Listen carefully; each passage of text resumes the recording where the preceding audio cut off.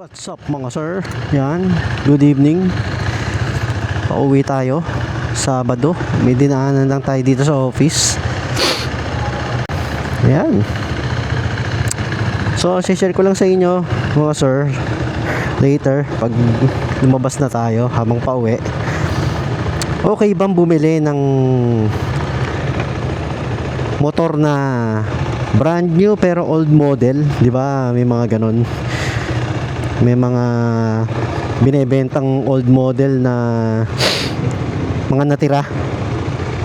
Kasi may mga latest model na, so binebenta nila ng mura yung mga old models. So ito, ganun nangyari sa akin. Old model to.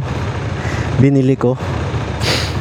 May latest model na yung ano, yung 'di ba yung GP edition na RC. Pero ang pinili natin itong old model. Pero brand new to mga sir. 0 kilometer to nung nilabas ko sa kasa. So ayun, share ko lang yung kung okay ba o doon na kayo sa brand new. So yun lang. See you later. History nga pala sa mga hindi pa nakakaalam. Binili ko to last year 2024. May 2024. Nung si ano pa may-ari ng authorized dealer, si Ayala pa. Yung mga huling mga huling KTM days ni Ayala. No. Doon ko siya nabili. Sinail siya ni Ayala sa very good deal. 210k. Grabe no, 210. Alain nyo. Kasi hindi dahil sa old model na siya. Sinail siya kasi mawawala na si Ayala sa KTM. Bibitawan na niya. So ayun ang nangyari doon. Kasi yung latest model nito, yung tatandaan nyo, yung blue, ayan o, yun nandiyan sa screen, yung blue orange na yan. Nung bibili ako, meron din yan, kapresyo nito 210. As in, kaya ano, talagang hindi mo masasabi na dahil luma to kaya 210. Yung reason talaga is aalis na siya sa KTM, kailangan na niyang ibenta yung mga unit na natira bago siya mawala, diba?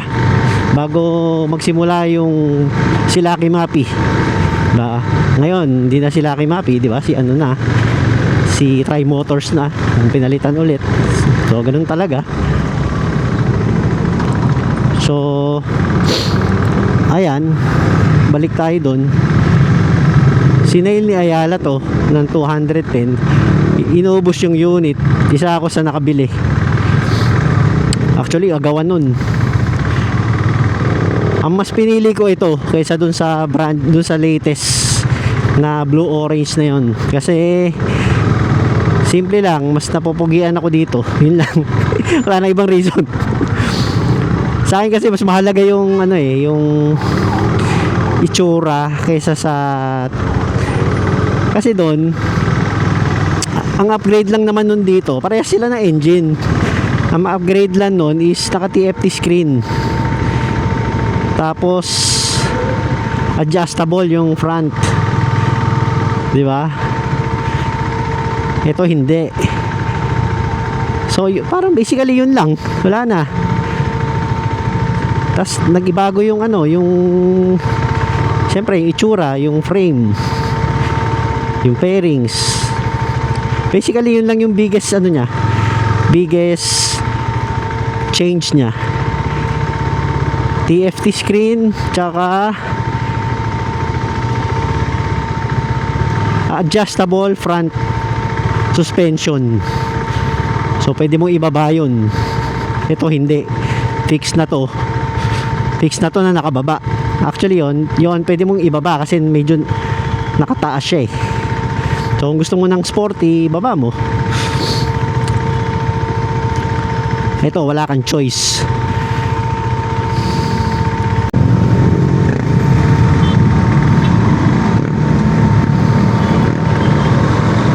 So basically, para sa akin, hindi malaki hindi enough yung difference niya para piliin ko siya.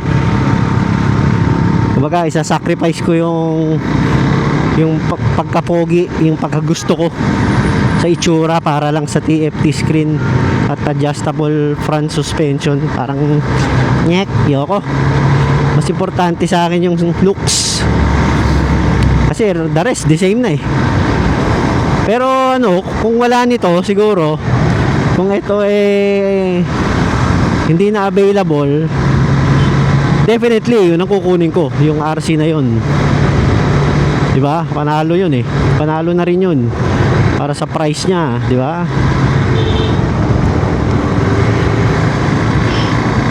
Kaso, meron dito. Matagal na ako napupugian dito eh. So, ayun. Dream come true. Nung nilabas pa lang to, pugi-pugi na ako eh. So yun, binili ko siya 210k. Ang cons, siyempre okay ba? Oo naman sa akin, okay. Walang problema eh, nagagamit ko siya daily.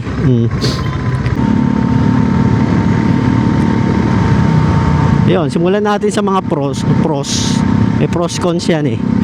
Ang pros nito, siyempre mura.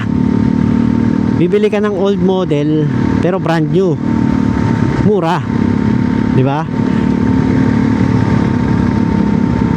Mas mahal yung latest eh, syempre. Pangalawa, marami ng accessories. Kasi old model eh, so nandyan na lahat. Naglabasan na lahat ng mga accessories niya na pwede mong bilhin. So pagkabili mo ng motor, pwede ka nang, kung may pera ka, papalitan mo na ng kung ano-ano, na palagyan mo ng kung ano-anong accessories niya, diba? Hindi ka na mahihirapan. Slider, yan, meron na yan. Yung latest, wala, kasi latest yun eh. Mag-aantay ka pa ng mga isang taon dun bago magkaroon.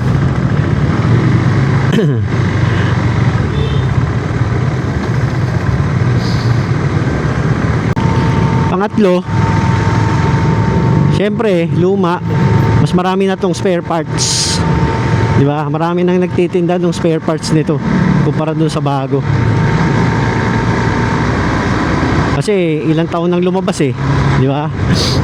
So marami ng spare parts to. Sa cons naman, unang-una, old model, syempre bumili ka ng motor tapos hindi ka naka-latest, di ba? Yun lang.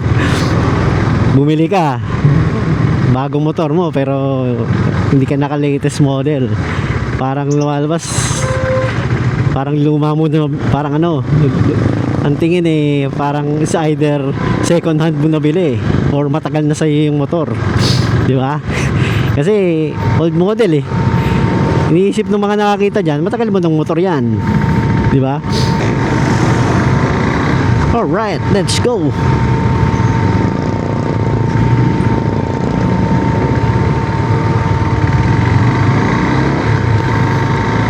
Pangatlo, syempre yung features, di ba? Yung bago mas mas may mga nadagdag na features, mas updated, di ba?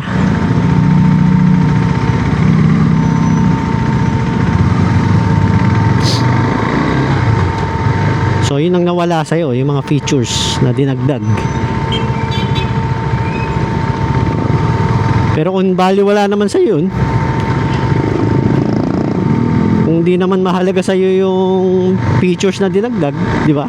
Tulad sa akin, in my case, para bilhin ko yung bago, sasacrifice ko yung pagkagusto ko sa itsura nito dahil lang sa TFT screen tsaka sa adjustable front suspension. Hindi na uy, hindi ko siguro kung wala to, talaga promise, kung wala to, yun ang bibilhin ko, no doubt. RC390 pa rin yun eh. Maganda naman yung itsura niya, pero talaga lang na nagkataon lang na meron pa nito. At ito eh, trip na trip ko yung itsura nito eh.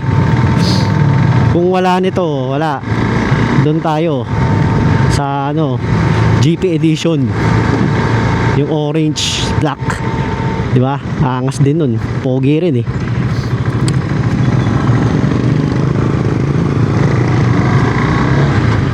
Suggestion ko, kunyari bibili kayo, depende sa budget nyo.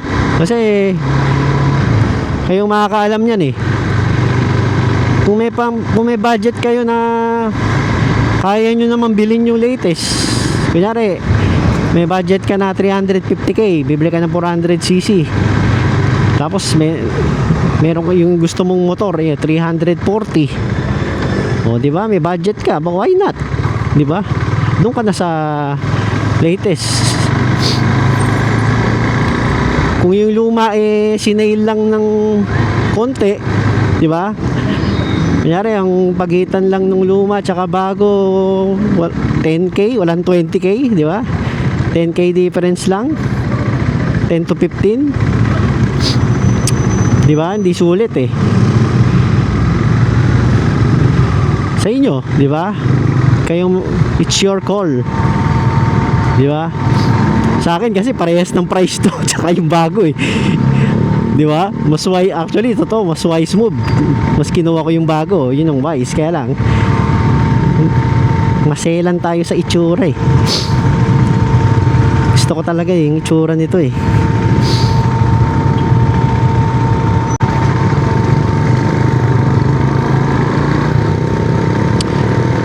Well, dalawa lang naman yan eh.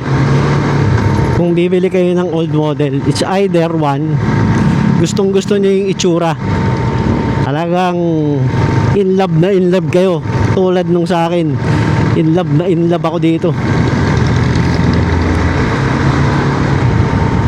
Talagang can't resist, di ba? Yun ang una. Kung talagang gustong gusto niyo yung itsura, wala, talagang sige, doon na kayo sa luma. Di ba? Pangalawa, budget. Talagang wala kayong budget for the new one, eh wag niyo pilit, di ba? Doon ka sa old model.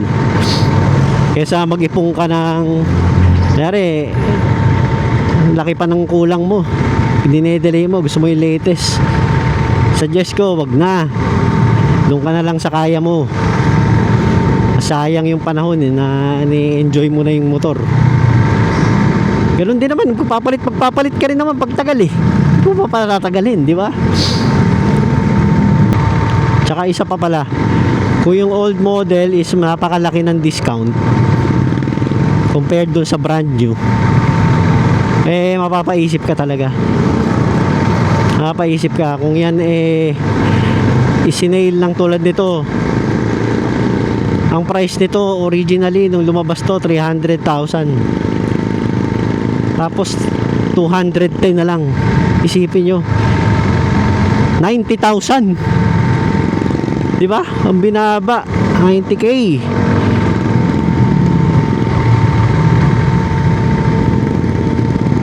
Ang hirap ano nun, ang hirap palagpasin nun.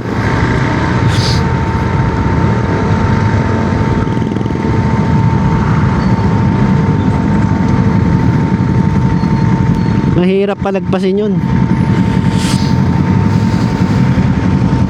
Ayan, simbahan ng Pasig oh. Ayan. Yung eskwelahan namin nandyan, nasa tabi nyan, PCC nung high school. So kumbento boy tayo. Kumbento boy.